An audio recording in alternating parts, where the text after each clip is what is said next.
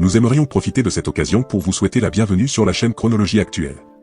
Plus tôt cette semaine, les forces de défense israéliennes ont exécuté des mesures tactiques stratégiques qui ont marqué une étape importante dans le conflit en cours.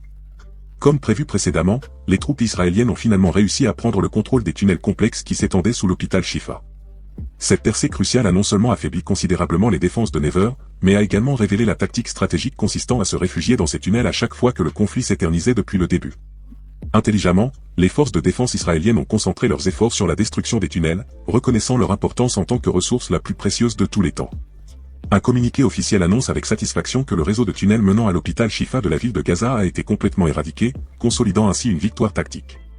Simultanément, l'armée israélienne a intensifié ses opérations dans les régions du sud et du centre du territoire afin de neutraliser les menaces persistantes. Au milieu de ces opérations, une vérité choquante sur Never a été révélée, selon le communiqué publié par les forces de défense israéliennes. Never n'a pas été accusé d'avoir recruté de jeunes soldats pour remplir des rôles critiques, depuis la distribution de bombes jusqu'à l'évaluation des dégâts sur le champ de bataille, en les exposant à des situations dangereuses et en utilisant leurs rapports pour orchestrer des attaques plus efficaces. La découverte de cet aspect obscur de Never a été présentée comme une révélation choquante à la communauté internationale. Des journalistes du monde entier ont fourni des preuves supplémentaires, soulignant la profonde infiltration du Hamas dans la société gazaoui. Lors d'un briefing, les forces de défense israéliennes ont présenté aux journalistes des images visuelles de la bande de Gaza, où des organisations terroristes telles que le Hamas et le Djihad islamique palestinien endoctrinaient les jeunes avec leur idéologie terroriste, démontrant l'influence sinistre sur les générations futures.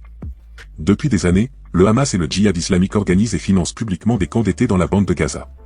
Ces programmes, présentés comme des activités récréatives, donnent en réalité aux enfants la possibilité de recevoir une formation militaire dès leur plus jeune âge.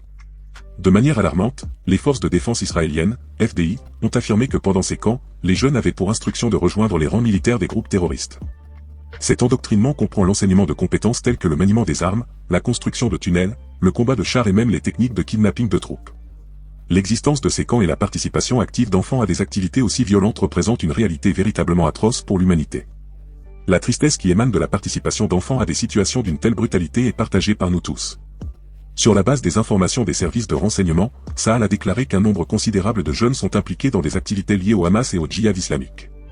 À pesar de esta revelación, las operaciones de las FDI persisten en su lucha contra el uso de menores por parte de la organización terrorista Jama, que los emplea en diversas tareas, como el transporte de mensajes y munición, incluso en medio de conflicto continuo en le pays.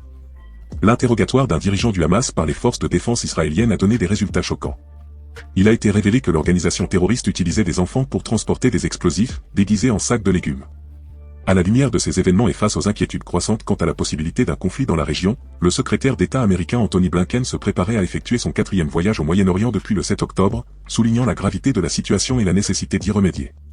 Ces problèmes de toute urgence.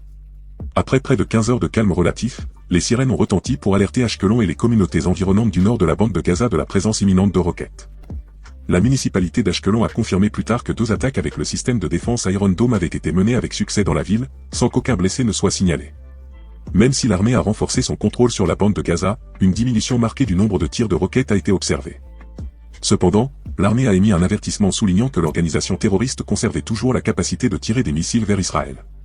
Grâce à une vidéo à 360 degrés diffusée avant l'explosion de l'installation, l'armée a montré les passages souterrains complexes de l'hôpital Shifa, plus petit en comparaison de l'immense centre de commandement de Neverland qui avait été précédemment mentionné comme étant situé sous le principal centre médical de la bande de Gaza.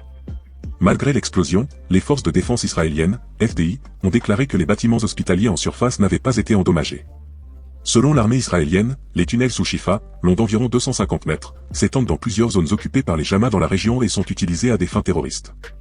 Les actions militaires israéliennes dans la zone autour de Shifa et dans d'autres hôpitaux de la bande de Gaza ont suscité de ferventes accusations de la part de la communauté internationale. L'armée israélienne affirme que Jama opère régulièrement dans les hôpitaux de Gaza et de ses environs, utilisant les résidents comme boucliers humains et profitant des infrastructures hospitalières, notamment des services de base tels que l'électricité et l'eau. L'armée a signalé la découverte d'armes appartenant à Jama dans les installations de Shifa, soulignant la complexité de la situation dans la région. En outre, il existe des preuves solides que l'organisation terroriste a transporté des otages à l'hôpital Shifa après l'attaque du 7 octobre. Un responsable américain a révélé que les agences de renseignement américaines disposaient d'informations indiquant que l'hôpital Shifa n'avait jamais été utilisé comme centre de commandement et de prise d'otages, bien que la plupart d'entre eux aient quitté le complexe quelques jours avant l'entrée des troupes israéliennes. Durant cette période, les forces de défense israéliennes, FDI, continuent d'éliminer régulièrement des membres individuels du Hamas. Il a été annoncé que Tsahal avait mené des frappes contre plusieurs unités d'antichars appartenant au Hamas à Gaza au cours des dernières 24 heures. Selon le rapport, des éléments de réserve de la brigade Kirati ont ordonné à un avion de l'armée de l'air israélienne d'attaquer 3 membres du Hamas qui tentaient de poser une bombe près des forces à Khan Yunis. Plusieurs combattants du Hamas ont été tués par Tsahal alors qu'ils s'abritaient dans un bâtiment voisin. Le magasin d'armes Never à Khan Yunis a été la cible d'une autre attaque menée par un avion de combat de l'armée de l'air israélienne, selon l'armée israélienne. De plus, Tsahal a rapporté que des membres du Hamas avaient tiré des missiles antichars sur la 7e brigade blindée dans le sud de Gaza. En réponse, un avion de l'armée de l'air israélienne a attaqué la cellule responsable de l'attaque et le site de lancement. Une frappe aérienne ultérieure de Tsahal a entraîné la mort d'un membre du Hamas qui est arrivé plus tard pour fouiller la zone à la recherche d'armes. Il convient de noter qu'en raison de la destruction généralisée des armes du Hamas par Tsahal, les militants sont actuellement confrontés à une grave pénurie de munitions. Un nombre important de lance-roquettes à longue portée ont été découverts par les forces de la brigade Golani près d'Al-Buray, située dans le centre de Gaza, selon les informations fournies par Tsahal. Durant cette période, la marine, appuyée par les forces terrestres, a continué de lancer des attaques le long de la côte de Gaza. Plusieurs agents de Jama, qui tentaient de tendre une embuscade aux forces terrestres, ont perdu la vie à la suite des attaques menées par la marine il y a un jour. Parallèlement à ces événements, un épisode tragique s'est produit à Khan Yunis, situé au sud de Gaza, qui a été la cible d'un vaste bombardement contre le siège du Croissant Rouge palestinien. Les forces de défense israéliennes, FDI, ont ouvert une enquête approfondie sur cet attentat. L'attaque a fait 5 morts et 3 blessés, selon le rapport du Croissant Rouge. Environ 14 000 personnes déplacées ont trouvé refuge dans ces installations, ainsi que dans un hôpital voisin. L'unité du porte-parole de Tsahal a confirmé qu'une enquête opérationnelle a été lancée pour tirer rapidement les leçons de cette malheureuse expérience. Simultanément, l'incident a été signalé au mécanisme d'évaluation de la collecte d'informations de l'état-major général, chargé d'enquêter sur les situations anormales en temps de guerre, selon une source militaire. L'utilisation généralisée par le Hamas de zones civiles comme point d'attaque contre Israël est devenue sans précédent dans la bande de Gaza. Il a été révélé que des communautés entières ont été transformées en complexes de guerre du Hamas, avec des embuscades, des bureaux de commandement et de contrôle, des dépôts d'armes, des tunnels de combat, des postes d'observation, des postes de tir, des maisons piégées et des explosifs à proximité.